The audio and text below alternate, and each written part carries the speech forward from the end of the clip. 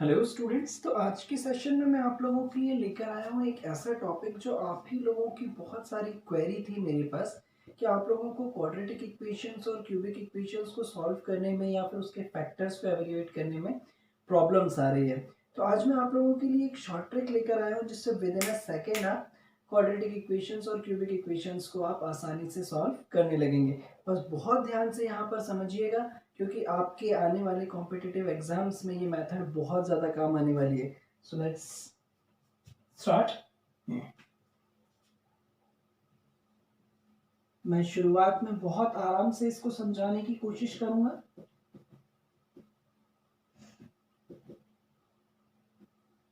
Quadratic equations, ठीक है। मेरे पास यहाँ पर कुछ एग्जांपल्स है, मैं उन्हें ले लेता हूँ। सबसे पहले जैसे अगर मैं कंसीडर करूँ यहाँ पर 3x² plus 4x minus 15 is equals to 0। आप लोगों को मोस्टली इसकी प्रॉब्लम जहाँ पर आती है इसके फैक्टर्स को एवेल्युएट करने में। तो अब जो मैं तरीका आप लोगों को बता रहा हूँ उसको बहुत ध्यान से समझिएगा ज़रा। तो सबसे पहला काम, हमें ये तो पता है कि जनरल फॉर्म क्या होता है किसी भी क्वाड्रेटिक इक्वेशन का, that is ax² plus bx plus c is equals to 0। तो सबसे पहला काम आपके पास यही होता है कि कोई भी क्वाड्रेटिक इक्वेशन आपको दी गई हो तो आप सबसे पहले तो उसे जनरल फॉर्म में नोट कर लें। देन उसके बाद जैसे मेरे पास यहाँ पर इक्वेशन थी 3x² प्लस 4x माइनस 15। तो अब आप क्या करें, इस 3 के फैक्टर्स देखें। तो 3 के फैक्टर्स मुझे क्या क्या मिलने वाले हैं, 1 और 3, ठीक है। 1 और 3। इसी तरीके से 15 के लिए मैं यहाँ पर क्या ले लूँ, 3 और 5, है ना। आप इसके साथ वेरिएबल भी लिख लें, ठीक। देन इसके बाद आप नेक्स्ट स्टेप में इनका क्रॉस मल्टीप्लाई करें और क्रॉस मल्टीप्लाई करके यहाँ पर लिख लें 3x इंटू 3 9x और 1x इंटू 5, ये कितना मिलने वाला है हमें 5x। मिडिल टर्म को ब्रेक करने के लिए हमें क्या लेकर आना था यहाँ पर 4x। अल्टीमेटली हमें 9x माइनस 5x करने पर यहाँ पर आप साइन भी लगा लें, ये प्लस का रखना पड़ेगा और ये माइनस का, और यही सेम साइन आपको कहाँ पर लगाना है, प्लस और माइनस। आपका काम सॉल्व हो चुका है। अब आपके जो फैक्टर्स होंगे वो होंगे x plus 3 then 3x minus 5, ठीक है। और ये जो मेथड है ये सभी क्वाड्रेटिक इक्वेशंस पर एप्लीकेबल है। चलिए एक और उदाहरण लेता हूं मैं यहाँ पर, बहुत ध्यान से समझिएगा जरा। 18x² plus 9x minus 35 is equals to 0। चलिए देखते हैं जरा यहाँ पर भी यदि अगर मैं इसके फैक्टर्स ले लूँ, जैसे सपोज मान लो 18x² है, तो 18x² को मैं ऐसे लिख सकता हूँ 2x इंटू 9x, ठीक है। और 35 को मैं क्या लिख सकता हूँ, सपोज मान लीजिए 7x इंटू 5x, ठीक है। ये यहाँ पर वेरिएबल मत लीजिएगा, ठीक। अब इनका क्रॉस मल्टीप्लाई कर देखते हैं हम। 5 2 से 10 और 9 7 से 63 नहीं मिल रहा है हमें। चलिए मैं यहाँ पर कुछ चेंजेस कर लेता हूँ थोड़ा सा। जैसे जैसे आप इसकी प्रैक्टिस करते जाएंगे आप बिल्कुल परफेक्ट हो जाएंगे इसमें। मैं यहाँ पर ले रहा हूँ 3x एंड 6x और इसको मैं ले रहा हूँ 7 और 5। क्रॉस मल्टीप्लाई करके देखते हैं इसका। 7 6 42x, 3 5 15x। 42 माइनस 15 करने पर ये आ रहा है क्या, नहीं आ रहा है। इसको इंटरचेंज करके देख लेते हैं हम, 5 7। अब देखते हैं जरा 6 5 30x, 7 3 21x। अब आपको यहाँ पर क्लियरली समझ में आ रहा है 30 में से 21 माइनस करने पर क्या मिल रहा है हमें 9। यानी कि अल्टीमेटली मुझे यहाँ पर अगर प्लस का 9x चाहिए तो इसे प्लस और इसे माइनस लेना पड़ेगा। सेम साइन आप यहाँ पर भी लगा लें, ये मिल गए आपके factors 3x plus 5 and 6x minus 7। ठीक है, चलिए और एग्जांपल ले लेता हूं मैं यहाँ पर कुछ और।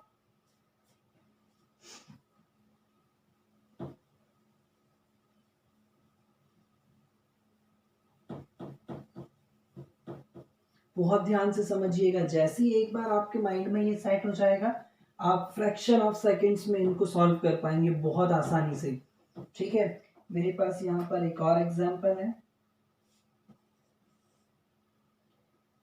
12x square minus X minus 35 is equals to 0। चलिए देखिएगा जरा, क्या मैं इस 12x स्क्वायर को ऐसे लिख सकता हूँ 2x और 6x, और इस 35 को मैं लिख ले रहा हूँ 3 एंड 7। 6 3 सा 18 और 7 2 सा 14। ऐसा करने पर तो ये नहीं आ रहा है, चलिए इसको चेंज करके देख लेते हैं। सॉरी, यहाँ पर 5 मुझे लेना था, 5 एंड 7। ठीक है, तो 6 5 से 30 और 7 2 से 14। ऐसा करने से तो नहीं आ रहा है ये, इसको इंटरचेंज करके देख लेता हूँ मैं। 7 और 5, तो 7 6 से 42। ठीक है, और 5 2 से 10। इससे भी नहीं आ रहा है ये मेरे पास, है ना। तो अब हम यहाँ पर कुछ चेंजेस करके देख लेते हैं ऐसे। सपोज जैसे मान लीजिए मैंने यहाँ पर क्या ले लिया 3x और 4x, और इसकी प्लेस पर मैं ले रहा हूँ यहाँ पर 7 और 5। 7 4 सा 28, 5 3 सा 15। इससे भी नहीं आ रहा है, तो मैं यहाँ पर 5 और यहाँ पर 7 लेकर देख ले रहा हूँ। 5 4 सा 20, 7 3 सा 21। ठीक है, तो अब मुझे मिल जाना है यहाँ पे क्या -1। जरा बहुत ध्यान से समझिएगा, 5 4 सा 20x, इनका क्रॉस मल्टीप्लाई कर रहा हूँ मैं। ठीक है, और 7 3 सा 21x मुझे लेकर के आना था -1, है ना। तो मुझे इसे प्लस रखना पड़ेगा और इसे माइनस, सेम साइन आप यहाँ पर लगा लें, ये प्लस और ये माइनस। ये मिल गया मुझे मेरे फैक्टर्स 3x + 5 एंड 4x - 7। कोई ज़्यादा दिमाग लगाने की ज़रूरत नहीं है, बस एक बार ये जो कॉन्सेप्ट है इसको बहुत ध्यान से समझना है। चलिए मैं एक और एग्जांपल लेता हूँ ज़रा, यहाँ पर इसे रफ करूँ मैं।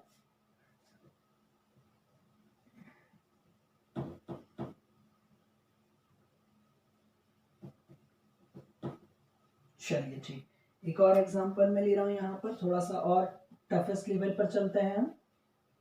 Question number 4।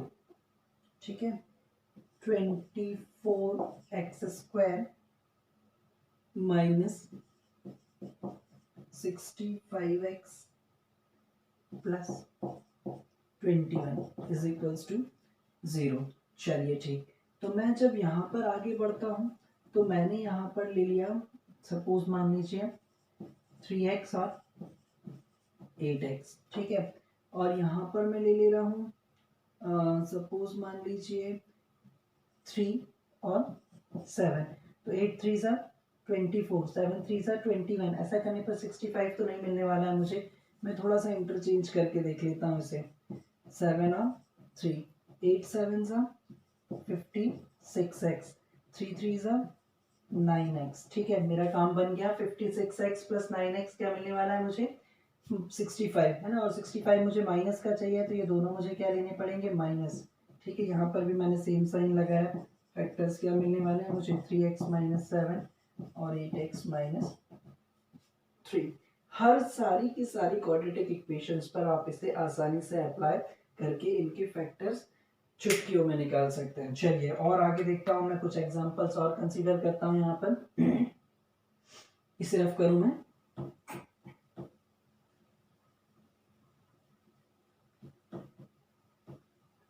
चलिए एक और एग्जांपल देखिएगा, क्वेश्चन नंबर 5। यहाँ पर मैंने ले लिया 14x square plus 41x plus 15 is equals to 0। चलिए ठीक है, अब आप इस टाइम आप लोग थोड़ा सा दिमाग लगाएं। यहाँ पर इस 14 के लिए मैं यहाँ पर क्या ले लूँ 2x और 7x। 15 के लिए मैं क्या ले लूँ, सपोज 3 और 5, देखते हैं ऐसा करने पर हमें हमारा काम बन रहा है या नहीं। तो 7 3 ज़ा 21 और 5 2 ज़ा 10, नहीं हो पा रहा है। 21 और 10 कितना होगा, 31 ही होगा। ऊपर नीचे करके देख लेते हैं इसे। 7 5 ज़ा 35x है ना, 2 3 ज़ा 6x, इन दोनों को ऐड करने पर क्या मिल रहा है, 41। हमारा काम बन गया, यानी कि ये भी प्लस लेना पड़ेगा, ये भी प्लस लेना पड़ेगा। फैक्टर्स क्या आ जाएंगे, 2x + 5 7x + 3। एग्जैक्टली बिल्कुल काम कर रहा है सारी क्वाड्रेटिक इक्वेशंस पर। चलिए एक लास्ट एग्जांपल सॉल्व में ले लेता हूँ इसके बाद, है ना। और आई होप आप लोगों को ये बिल्कुल अच्छे से समझ में आ रहा होगा। चलिए ठीक, देखते हैं हम।